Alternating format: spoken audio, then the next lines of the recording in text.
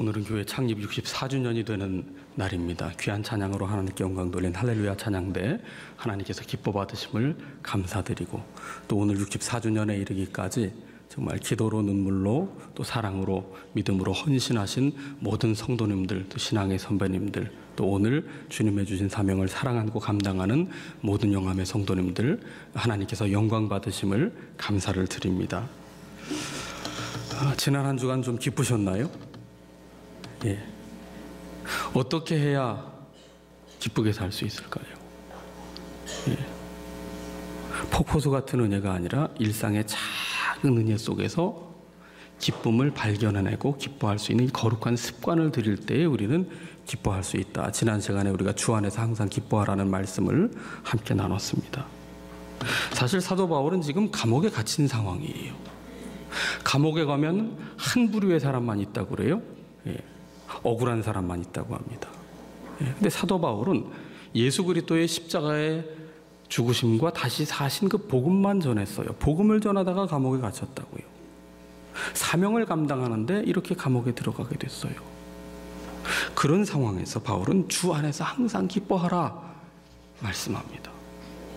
빌립보 교회의 상황은 또 어떻습니까? 지금 유오디아와 순두계 사이에 두 여성 사역자 사이에 큰 분란이 일어나서 교회 밖에 있을 때는 평안했는데 교회 안으로 들어오니까 어떻게 돼요? 뭐 그냥 파도가 이리저리 치고 뭐 교회 들어오니까 뭐 소용돌이가 있고 문제투성이입니다. 이런 상황 속에서 어떻게 기뻐할 수 있겠어요?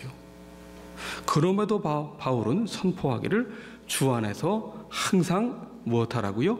기뻐하라. 문제가 있지만 주 안에서 기뻐하라 말씀합니다. 이 말은 주 안에 머물 때만 기뻐할 수 있다는 거예요. 다시 말하면 내 안에서는 기쁨이 솟아나올 수 없다는 얘기입니다. 내가 주인된 삶에는 기쁨이 없어요. 세상에 내 마음대로 되는 것 있습니까? 내 바람대로 되는 것이 있습니까? 대표적으로요, 자녀가 내 마음대로 됩니까?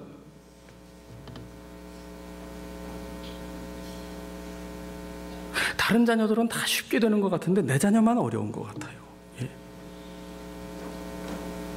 말 안 듣는 자녀만 내 마음대로 안 되는 게 아니라 말 잘 듣는 자녀도 결정적인 순간에는 얌전한 고양이가 부뚜막에 언제 올라가요? 맨 나중에 올라가나요? 먼저 올라가지요. 세상에 내 마음대로 안 되는 게 자녀예요. 자녀처럼 우리가 마음 졸이고 자녀처럼 애태우고 자녀 때문에 또 마음 아픈 경우가 얼마나 많이 있습니까? 배우자는 내 마음대로 됩니까? 예. 결혼식장에 들어갈 때 내가 원수를 사랑하겠다 생각하고 팔짱 끼고 들어간 분 아무도 안 계세요. 세상에 철천지 원수랑 내가 한번 살아보겠다고 이를 악물고 결혼식에 들어간 분 계십니까? 아무도 안 계시다니까요.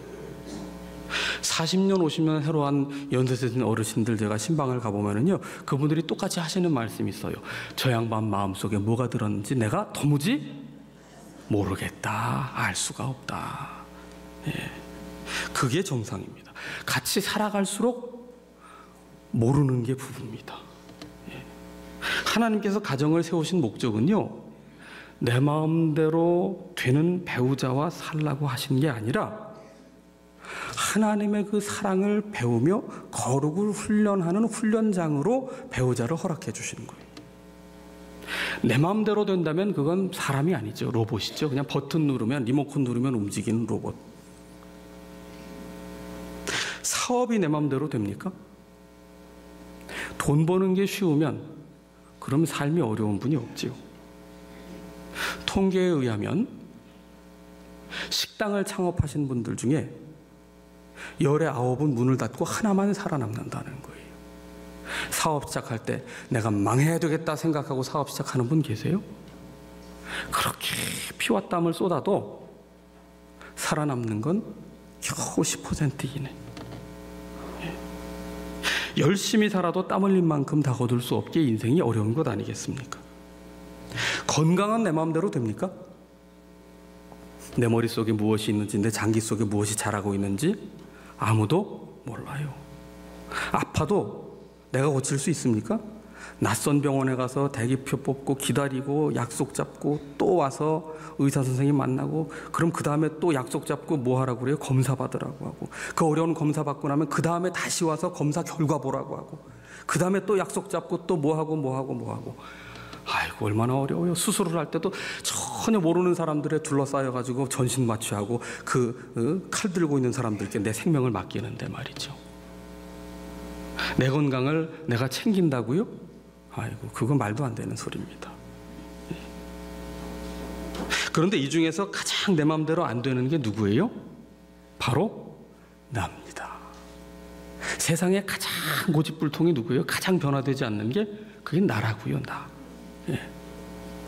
나는 변화되지 않으면서 전부 변화되지 않았다고 막 얘기를 하는 거예요. 내가 마치 우주의 중심인 양 착각을 하며 살아가는.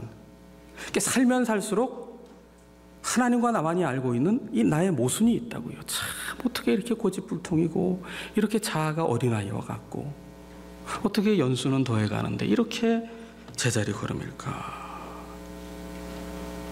세상에 내 마음대로 되는 건 사실 아무것도 없어요. 그래서 삶이 어려운 것 아닙니까?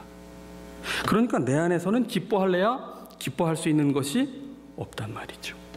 언제 기뻐할 수 있어요? 주 안에서 기뻐하라.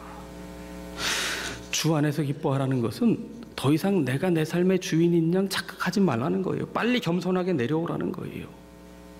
주님만이 창조주이시며 구원자이신 주님만이 내 인생의 주님이 되실 때 내 삶은 의미 있고 기쁩니다. 이게 주 안에서 기뻐하라는 말입니다. 주님이 주인 되실 때에만 기뻐할 수 있는 거예요. 지난 시간에 우리가 찬송 325장 예수가 함께 계시니 시험이 없네 이 웨이글 목사님의 간증을 함께 나누었지요. 오늘 예향 찬양단도 함께 앞부분에 찬양 드렸습니다마는 이 웨이글 목사님은 언제 주님을 정말 강력하게 체험합니까? 벼랑 끝에서 인생의 정말 마지막 순간에 섰을 때 주님의 붙드심을 경험했어요. 때로는 주님은요 우리가 주님만 붙들게 하시려고 다른 건 너무 많이 의지하니까 주님만 붙들게 하시려고 우리를 벼랑 끝에 몰아가실 때가 있습니다.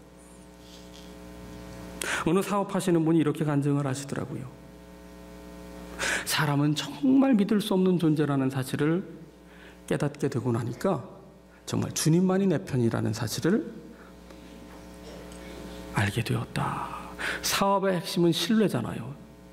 돈을 잃는 것보다 사람을 잃는 것이 훨씬 큰 손해이기 때문에 사람을 얻어야 돼요. 그렇게 신뢰를 쌓는 것이 사업의 밑바탕인데 그러나 이익 앞에서는 어떻게 돼요? 그 신뢰도 한순간에 끊어진다고요. 내 이익이 지금 달려있는데 얼마나 요즘 경기가 어렵습니까? 경기가 너무 어려우니까 참 정말 잊혀진 해로 보내고 싶다 싶을 만큼 너무나 어려운데 이분이 새벽에 기도를 드리면서 한 번은 이렇게 마음을 바꾸었대요. 내가 하나님 앞에 감사 기도를 드리지 않았구나. 어렵다는 기도만 드리고 감사 기도를 한 번도 드리지 않았구나. 그래서 감사 기도를 드려보니까 이렇게 어려운 가운데에도 살아갈 수 있도록 복 주신 하나님께 감사를 드리게 되고 마귀 사탄의 유혹 가운데도 내가 죽지 않고 살아서 존재하고 있다는 사실, 숨쉬고 있다는 사실 하나에 얼마나 큰 감사가 하나님 앞에 드려지고 기쁨이 오게 되었는지 모르겠다. 그런 간증을 하시더라고요. 그럼 기쁨의 근원이 되시는 예수님 안에서 살 때에 우리의 삶은 비로소 의미 있는 삶이 되고 기쁨을 누리는 삶이 될 수 있는 겁니다. 그리스도를 기쁨의 근원으로 삼는 삶, 주 안에서 기뻐하는 삶, 그것이 구체적으로 어떤 삶입니까? 오늘 5절에 보시면 그것은 관용하는 삶이다. 그렇게 말씀하고 있어요. 5절을 같이 한번 읽어보십시다. 5절입니다. 너희 관용을 모든 사람에게 알게 하라. 주께서 가까우시니라. 아멘. 관용하는 삶은 주 안에서 기뻐하는 그리스도인의 삶의 모습입니다. 그런데 관용의 걸림돌이 있어요. 그건 뭐냐? 내 마음대로 되기를 바라는 마음이 관용의 걸림돌이에요. 관용하려면 주님의 마음을 품어야만 관용할 수 있어요. 그래서 빌립보서 2장에 보면 너희 안에 이 마음을 품으라. 곧 그리스도 예수의 마음이다. 그는 근본 하나님과 본체시나 하나님과 동등됨을 취할 것으로 여기지 아니하시고 자기를 낮춰 죽기까지 복종하셨으니 십자가에 달려 죽으십니다. 십자가에 달려 죽으시기까지 하나님 앞에 순종하신 주님의 마음, 그 겸손한 마음을 닮아야 돼요. 주님의 겸손이 어떤 겸손입니까? 자기보다 남을 나은 사람으로 여기는 마음이에요. 그러니까 교만한 마음을 가지면 우리 마음속에 관용은 자리할 수 없게 되는 겁니다. 내가 주님의 마음을 품은 사람인가? 이 유오디아와 순두개가 서로 갈등을 할 때 바울은 2절 말미에 어떻게 처방합니까? 주 안에서 같은 마음을 품으라. 주님의 마음을 품으라는 거예요. 내가 주님 안에서 그 같은 마음을 품은 사람인가? 주님의 마음을 품은 사람인가? 관용하는 사람인가의 여부는 내가 다른 사람을 대하는 태도를 보면 알 수 있어요. 예전에도 한번 말씀드린 바 있는데 프레드 스미스라는 분이 미숙한 사람은 자기와 닮은 사람만 좋아하고 성숙한 사람은 자기와 다른 사람을 좋아한다, 그런 말을 했어요. 나를 닮은 사람만 좋아하면 어떻게 될까요? 내 편, 네 편을 가르며 편가르기를 하게 됩니다. 갈등이 생깁니다. 관용이 없기 때문이에요. 나는 옳고 상대는 항상 틀렸다는 생각을 하게 됩니다. 이 관용 없는 사람의 특징 중에 하나는 내 생각과 다른 반응에 대해서 굉장히 예민하게 반응합니다. 커피잔에 각설탕을 넣을 때 각설탕을 탁 던져보십시오. 그럼 각설탕이 그 커피잔으로 들어가면서 커피물이 밖으로 튀어나가게 되죠. 넓은 물통에, 아주 큰 물통에 각설탕 하나 던져보십시오. 절대 물 바깥으로 튀어나가는 법이 없습니다. 관용은 이처럼 주님의 마음을 품는 것이요, 관용은 넓은 마음, 겸손한 마음을 품는 것을 뜻합니다. 관용이 없는 사람은 어떤 마음을 가진 사람이에요? 좁은 마음에 머무는 사람이에요. 주님의 마음을 품지 못했어요. 그래서 늘 자기 생각과 판단만이 기준이 되는 겁니다. 자기의 유익의 관점에서만 생각을 하게 됩니다. 그래서 우리가 관용의 마음을 품으려면, 주 안에서 기뻐하는 성도는 관용의 마음을 품어야 되는데, 그러려면 예수님의 마음을 품어야 돼요. 예수님의 마음을 품으려면 예수님을 배워야 합니다. 마태복음에 보면 예수님께서 나를 배우라 하신 말씀이 있어요. 나는 온유하고 겸손하니 나의 멍에를 메고 내게 배우라. 그리하면 너희 마음이 무엇을 얻어요? 쉼을 얻을 것이다. 수고하고 무거운 짐진 인생 가운데 참된 쉼, 안식, 만족, 기쁨을 얻는 비결은 뭐냐면 주님을 배우는 거예요. 어떠한 자세로? 멍에를 맨 자세로. 멍에는 2마리 소가 끈다고 말씀을 드렸어요. 멍에 한쪽은 소가 끌고 한쪽은 나귀가 끌면 이 멍에는 도저히 끌 수 없습니다. 힘이 다르기 때문에. 우리가 주님을 배우려면 주님과 멍에를 매야 돼요. 내 힘으로 가면 안 돼요. 내 힘 주장하면 안 돼요. 내 뜻 주장하면 안 됩니다. 주님과 멍에를 맨다는 것은 주님과 같은 방향, 같은 속도, 같은 보폭으로 가는 것을 배운다는 것을 뜻해요. 그렇게 주님과 함께 멍에를 메고 주님과 동행을 하면서 무엇을 배워야 됩니까? 온유하고 겸손한 마음을 배워야 돼요. 그게 주님의 마음이거든요. 온유가 뭘까요? 성령의 9가지 열매 중에도 온유가 나오는데, 우유부단한 마음이 온유인가요? 온유는 부드러운 마음을 뜻하지요. 그런데 온유란 헬라어 원문에 보면 이 온유라는 단어의 뜻에는 뭐가 들어있냐면 야생마를 길들여서 준마로 만드는 게 온유입니다. 힘이 있어요. 그런데 힘을 주체를 못해요.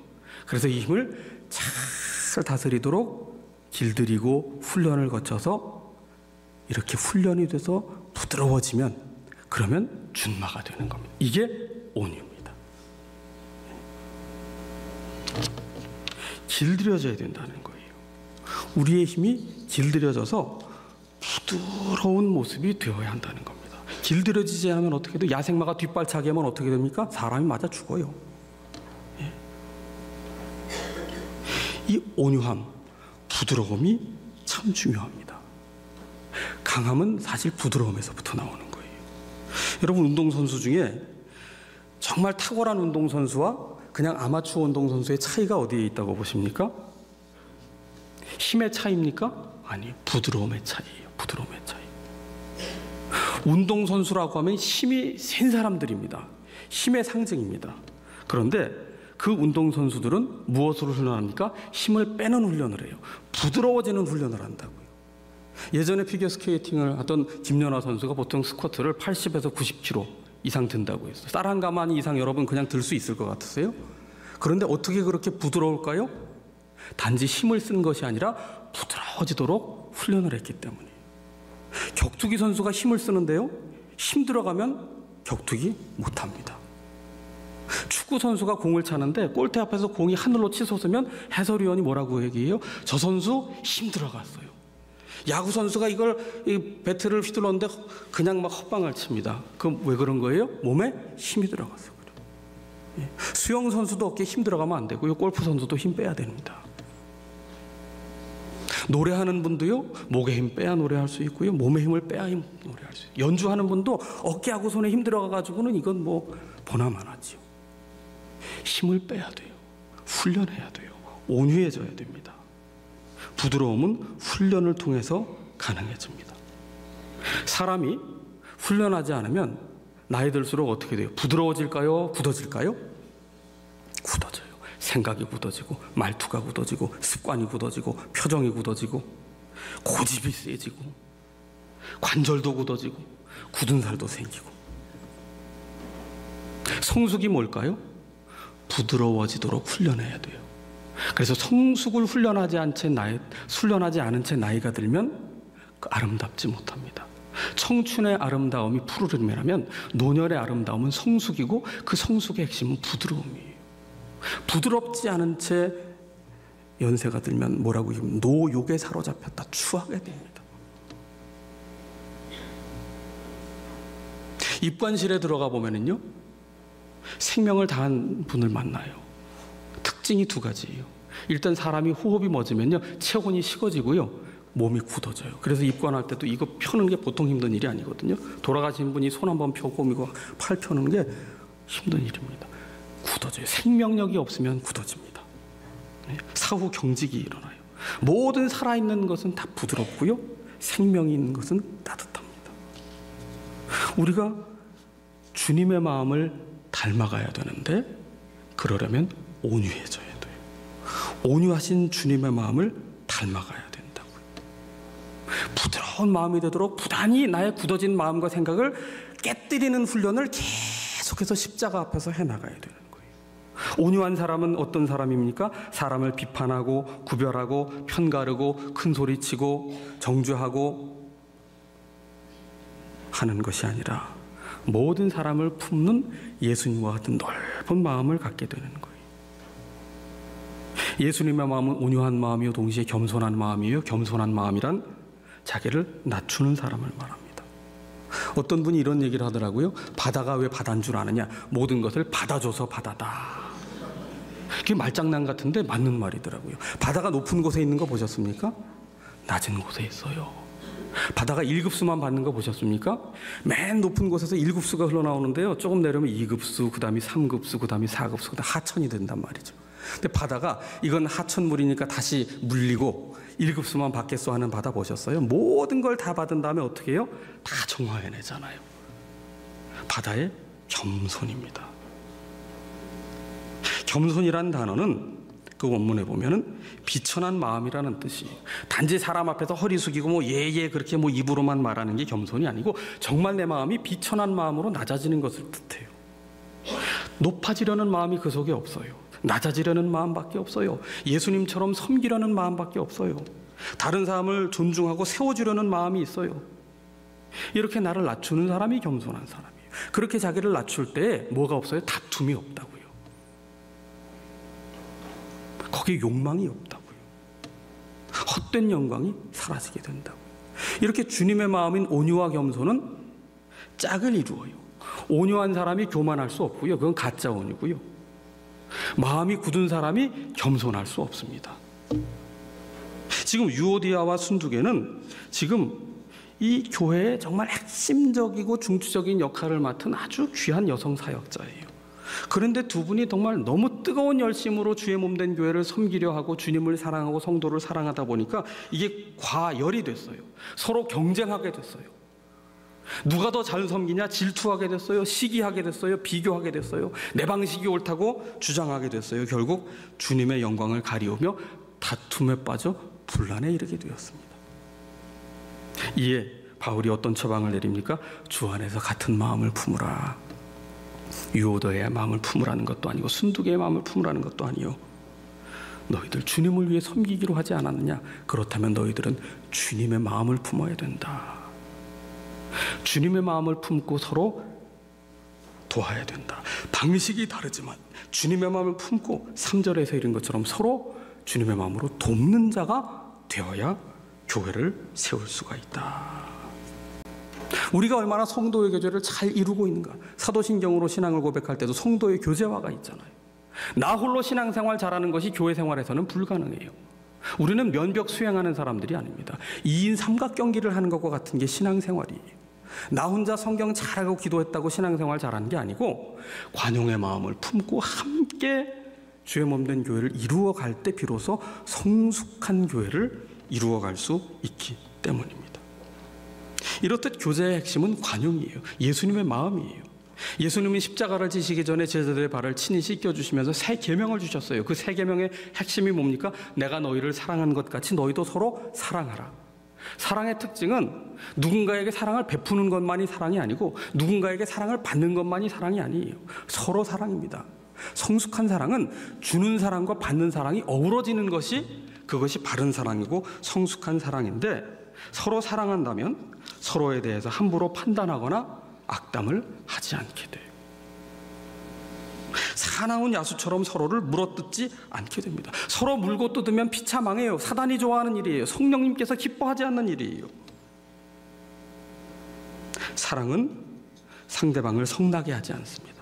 사랑은 상대방을 시기하는 것이 아닙니다. 사랑은 무례하지 않습니다. 사랑은 자기의 유익을 구하기 위해 거짓을 말하지 않습니다. 고로 서로 사랑한다면 친절해야 돼요. 서로 사랑한다면 참아주고 기다려줄 수 있어야 돼요. 서로 사랑한다면 하나님께 이 죄인이 용서를 받았으니 용서받은 죄인으로서 상대를 용서할 수 있는 마음이 되어야 합니다. 서로 복종해야 됩니다. 서로를 세워줘야 하고 서로를 격려해야 되고 서로를 위로해야 하고 서로를 말씀 위에 세워줘야 하고 서로를 권면해야 하고 서로 기도해 주어야 하고 서로의 짐을 나누어 져야 합니다. 그게 바로 주님의 마음을 품고 사랑하며 관용하는 모습입니다. 오늘은 창립 기념주일이지요. 1954년 11월 둘째 주일에 김창걸 장로님, 최원욱 권사님 가정에서 몇몇 분이 모여서 예배를 드리기 시작했는데 교회 설립에 정신이 세 가지가 있었어요. 복음적인 교회, 현대적인 교회, 초대교회와 같이 사랑이 가득한 교회. 관용을 배울 때 주님의 마음을 날마다 배우고 훈련해서 우리의 마음을 부드럽고 겸손한 마음으로 훈련할 때 사랑이 가득한 교회가 되는 겁니다. 이를 위해 우리는 날마다 주님을 배워야 합니다. 관용하는 성도가 될 때 관용하는 교회가 되고 성숙한 교회를 이루어 하나님의 영광을 드러내게 될 것입니다.